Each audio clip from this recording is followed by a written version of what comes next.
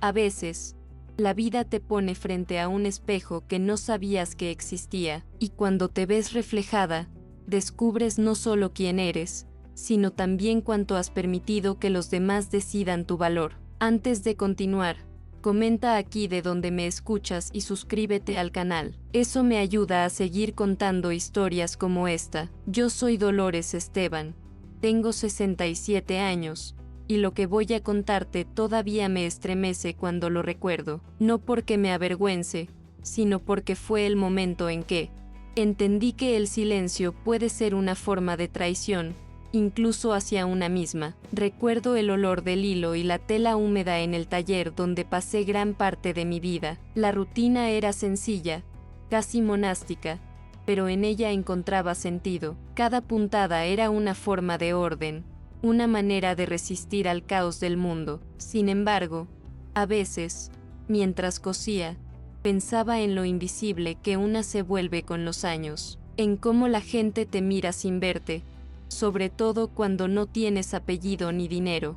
¡Qué impresione! Durante mucho tiempo creí que la dignidad estaba en no quejarse, en mantener la cabeza erguida aunque doliera, pero el día que mi hijo anunció su boda con una muchacha de familia distinguida, sentí por primera vez que el orgullo no bastaba para protegerme del miedo. Miedo a no estar a la altura, a ser juzgada, a que me miraran como quien observa una reliquia antigua. Y fue ese miedo, disfrazado de curiosidad, el que me empujó a hacer algo que jamás habría imaginado: convertirme en una mujer distinta, una sombra en la casa de quienes pronto serían mi familia política. No buscaba venganza ni compasión, solo quería saber si, detrás de tanta elegancia, había un poco de humanidad. Mi vida, antes de todo aquello, era un tejido de pequeñas rutinas. Vivía en un piso antiguo del barrio obrero de Gamonal, donde las fachadas parecían cansadas de sostener tanta historia. Por las mañanas,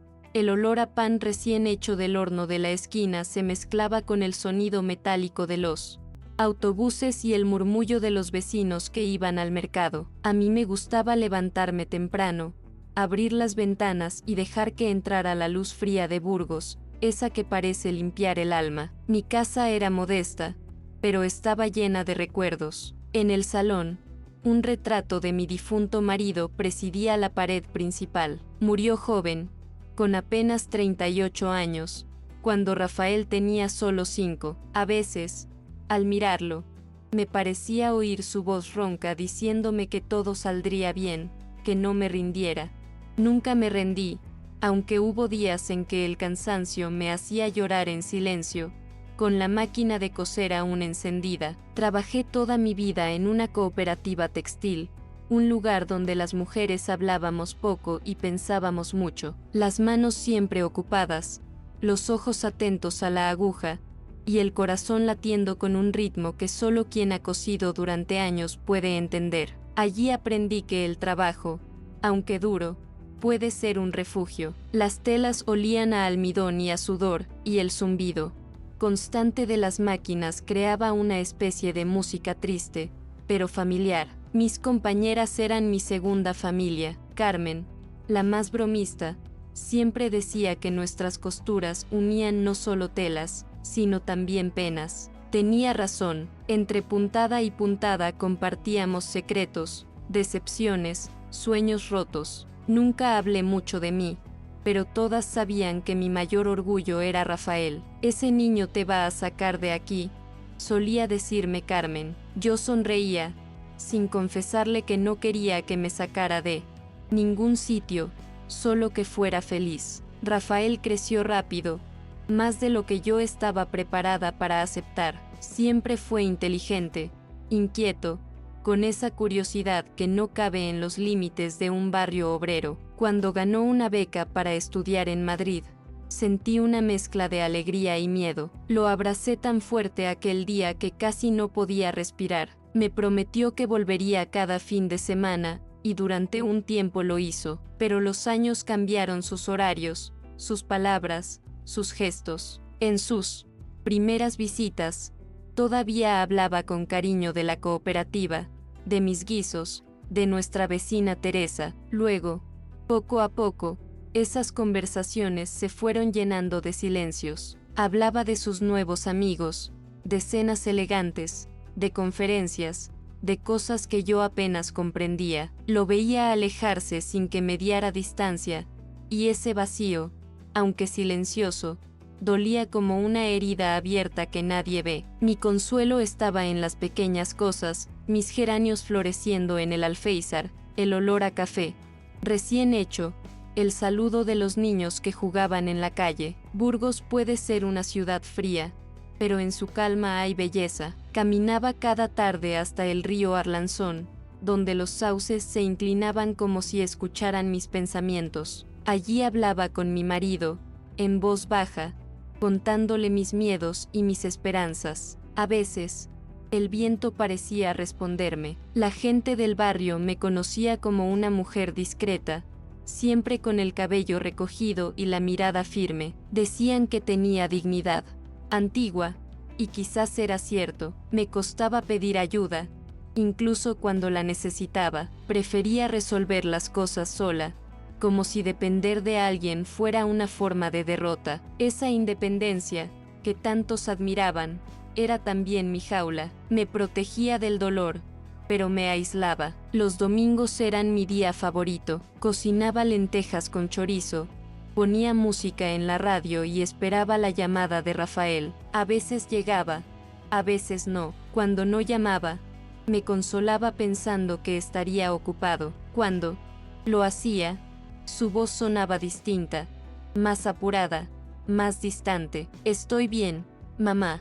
No te preocupes», decía, y yo sonreía frente al teléfono, aunque por dentro me dolía saber que ya no necesitaba mis consejos ni mis historias. Mi vecina, Teresa, era la única con quien hablaba largo y tendido, una viuda como yo, con quien compartía café y confidencias. Tenía la lengua afilada, pero el corazón noble. Fue ella quien me dijo un día, mientras regábamos las macetas: «Dolores, los hijos se alejan no por falta de amor, sino porque aprenden a vivir sin nosotras». Sus palabras me hirieron, pero con el tiempo entendí que tenía razón. En la cooperativa, los años no pasaban en vano. Las más jóvenes aprendían de nosotras, pero también nos relegaban a tareas menores. Yo ya no cosía trajes elegantes, sino remiendos y uniformes. No me quejaba, el trabajo seguía siendo mi ancla. A veces,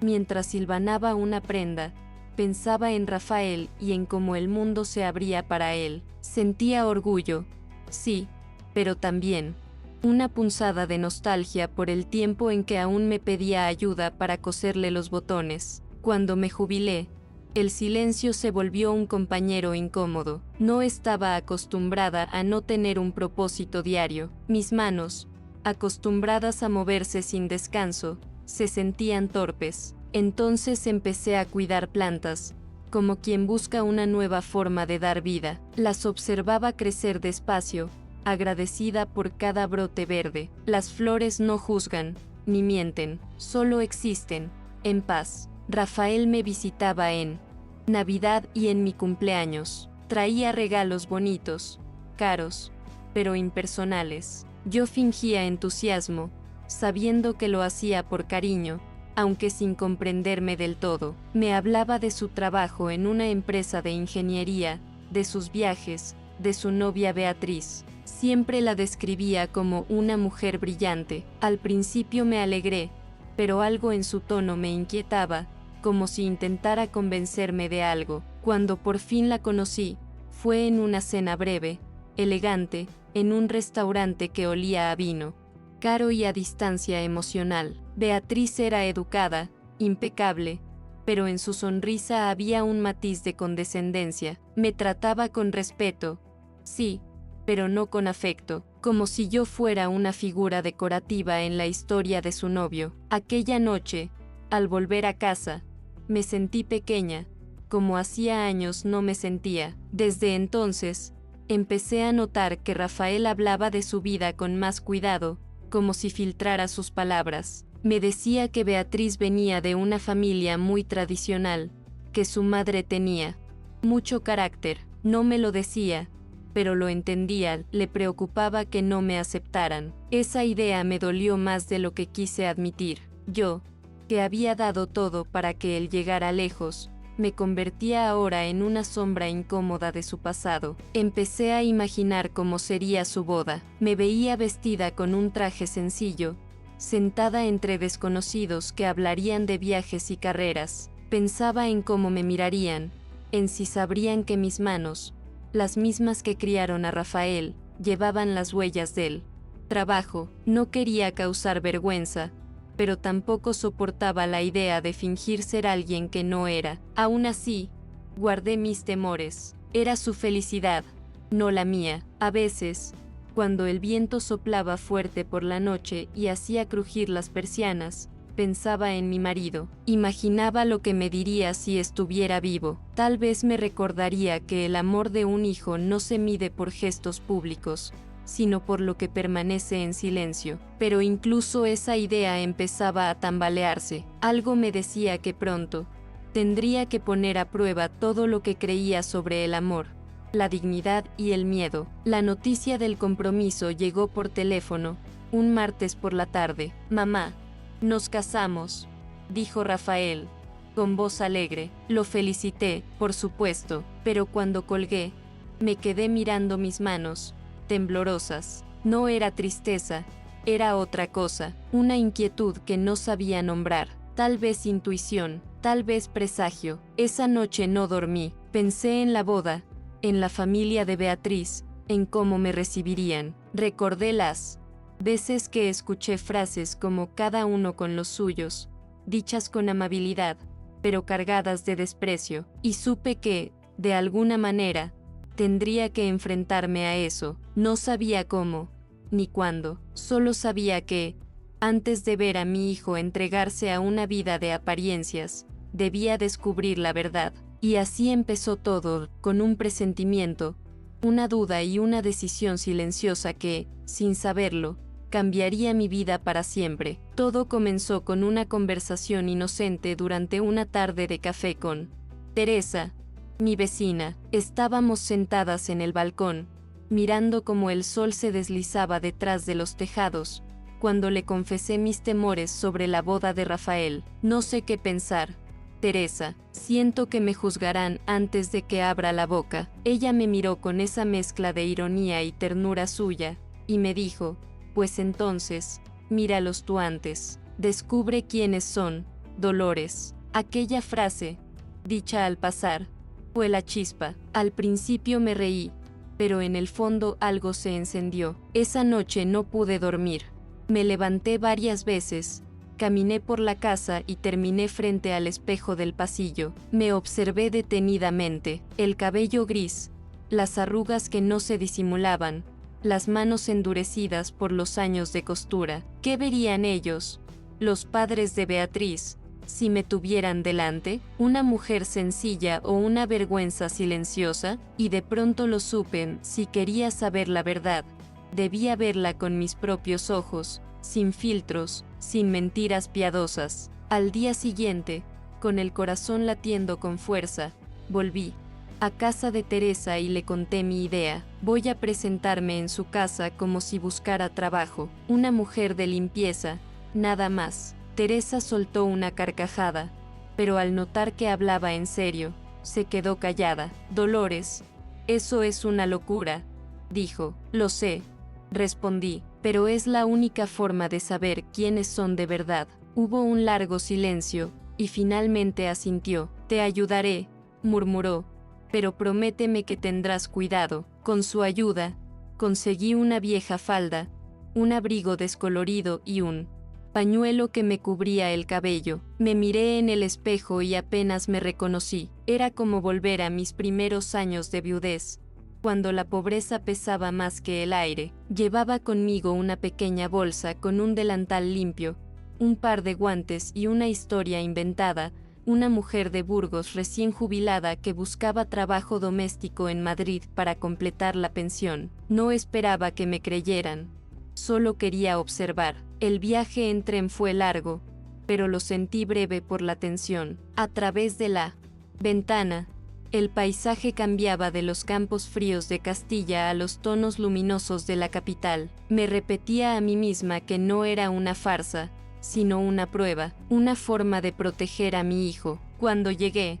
llamé a Teresa desde una cabina. «Ya estoy aquí», le dije. Mi voz temblaba, pero dentro de mí algo firme se había despertado. Encontrar la dirección no fue difícil. El chalet de los padres de Beatriz se alzaba en una urbanización tranquila, rodeado de jardines perfectamente recortados. El portón metálico brillaba bajo el sol, como si no admitiera imperfecciones. Toqué el timbre con manos temblorosas, y me abrió una mujer de rostro serio, la madre de Beatriz. Llevaba un jersey beige y un perfume caro que me hizo recordar los escaparates donde nunca entré. «Sí», preguntó, «busco trabajo como interna o por días, señora», respondí, bajando la mirada. Su silencio duró unos segundos eternos. Luego me examinó de arriba a abajo, como quien evalúa un mueble antiguo. «Espere un momento», dijo finalmente. Me dejó en el porche mientras hablaba con alguien dentro. Desde donde estaba, oí risas lejanas y el sonido de una televisión. Cuando volvió, su tono fue seco, pero educado. «Podría probar unos días. No prometo nada». Me entregó un trapo y un balde. «Empiece por la cocina». Así, sin saberlo, había entrado en la casa donde se decidiría el destino de mi propia dignidad. Durante las primeras horas, todo fue una mezcla de nervios y curiosidad. La casa era grande, impecable, llena de fotografías enmarcadas y muebles que parecían intocables. Cada objeto tenía un orden, una distancia, una frialdad que me inquietaba. En el comedor había un jarrón con flores artificiales, tan perfectas que dolían. Mientras limpiaba, escuchaba conversaciones sueltas, risas contenidas y el sonido lejano de tacones sobre el suelo de mármol. Nadie sospechaba quién era yo, pero a cada minuto sentía que estaba cruzando una frontera peligrosa, esa donde la verdad y la mentira se confunden hasta doler.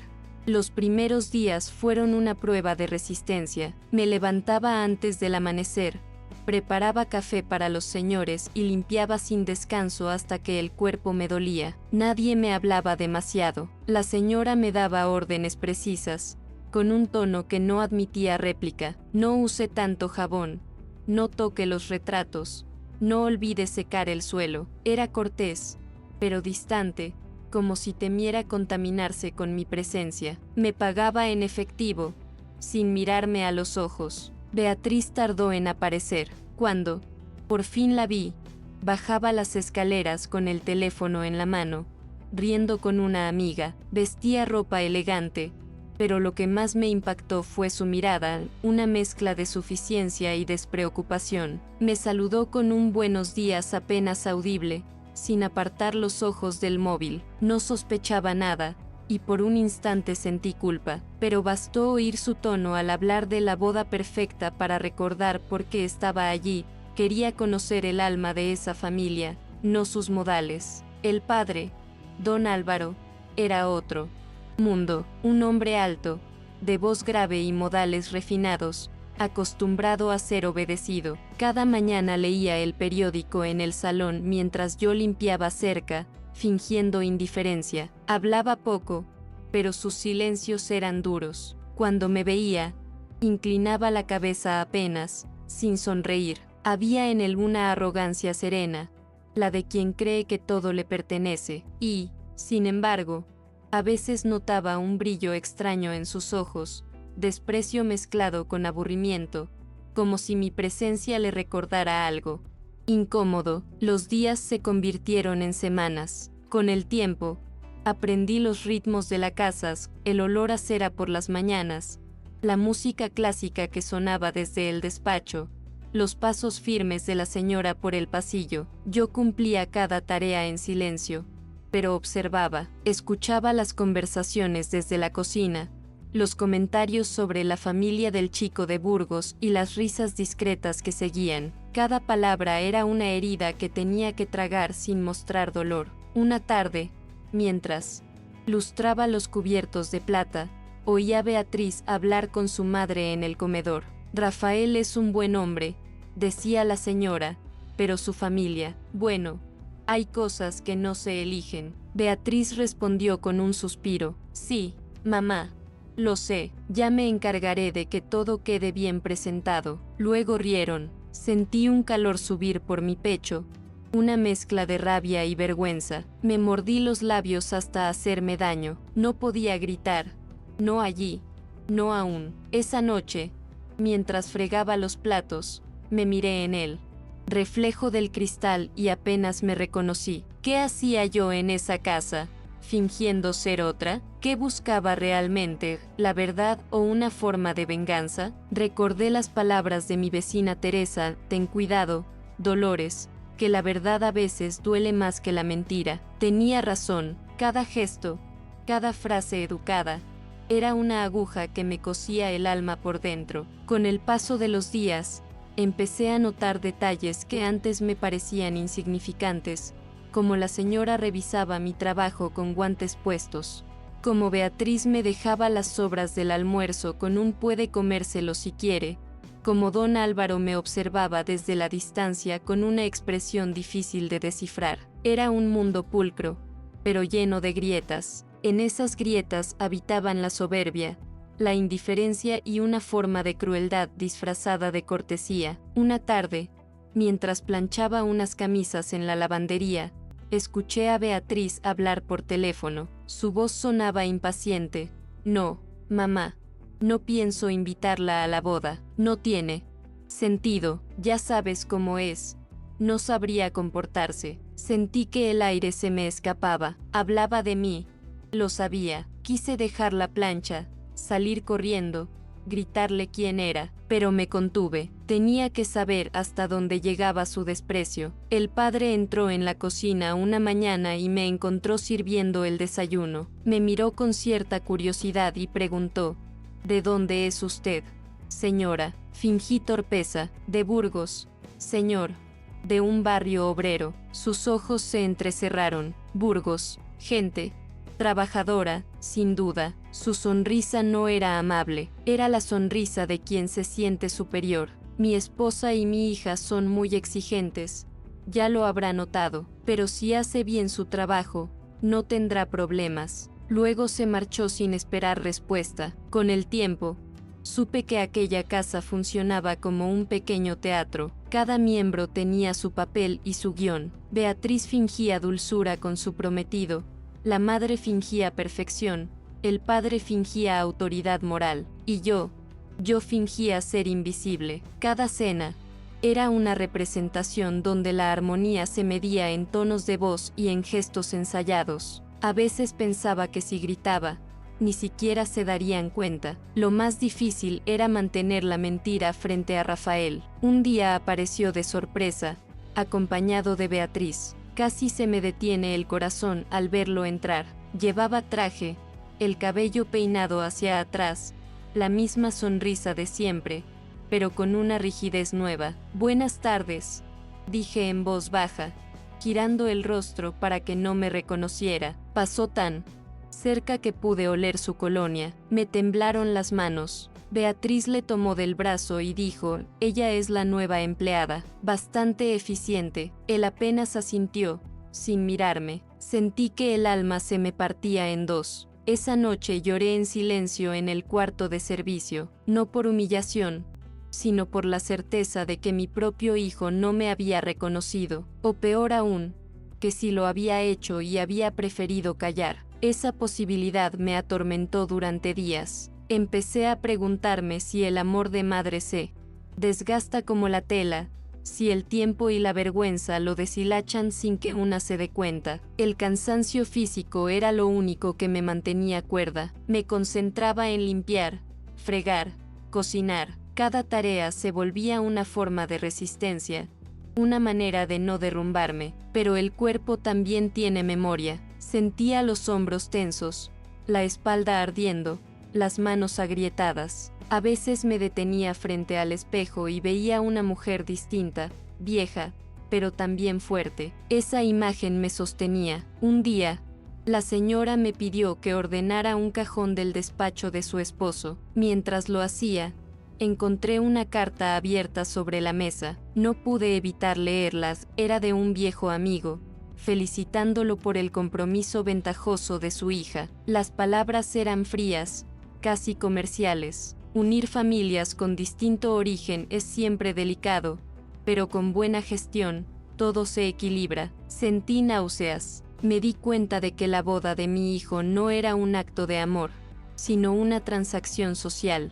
A partir de entonces, cada gesto amable de Beatriz me pareció una farsa. Me sonreía en público, pero me trataba como si no existiera. En una ocasión, mientras ponía la mesa, le oí decirle a su madre: no entiendo cómo alguien así pudo criar a un hombre como Rafael. No pude evitar dejar caer una copa, que se hizo añicos en el suelo. Perdone, señora, murmuré. Ella me miró con una sonrisa helada. No se preocupe, algunas cosas se rompen porque no saben estar en su sitio. Aquel comentario me atravesó como una cuchilla. Esa noche, al acostarme, decidí que no soportaría mucho más. No podía seguir siendo testigo muda de tanta hipocresía, pero tampoco quería arruinar la vida de Rafael con un escándalo. Mi dilema me pesaba más que cualquier cubo de agua o trapo mojado. Los días siguientes fueron una tortura. Escuchaba a escondidas cómo preparaban la cena de compromiso,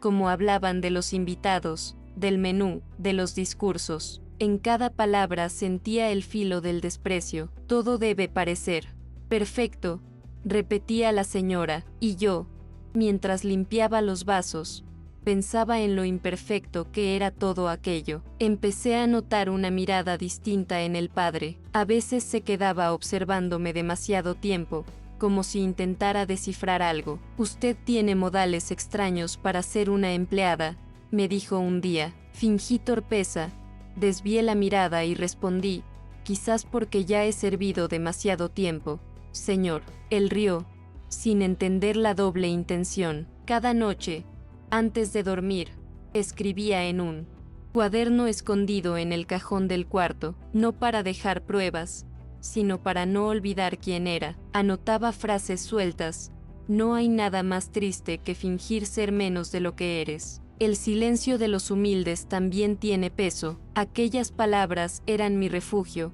mi manera de no perderme del todo. El día antes de la cena, me miré al espejo y supe que algo iba a cambiar. No podía seguir viviendo entre máscaras. Había soportado demasiado, escuchado demasiado. La mentira había cumplido su propósito, me mostró la verdad. Ahora faltaba decidir qué hacer con ella, y esa decisión, lo sabía, sería el punto sin retorno. Aquella noche soñé con mi marido. Lo vi joven, sonriendo, extendiéndome la mano. Desperté llorando, con una sensación de paz extraña. Tal vez era una señal, tal vez, por fin, había llegado la hora de dejar de esconderme. Al amanecer, abrí las ventanas del pequeño cuarto de servicio y dejé que el aire frío entrara. Sentí el olor del césped recién cortado, el murmullo lejano de los coches. Cerré los ojos y respiré hondo. Era mi último día allí. No lo sabía con certeza,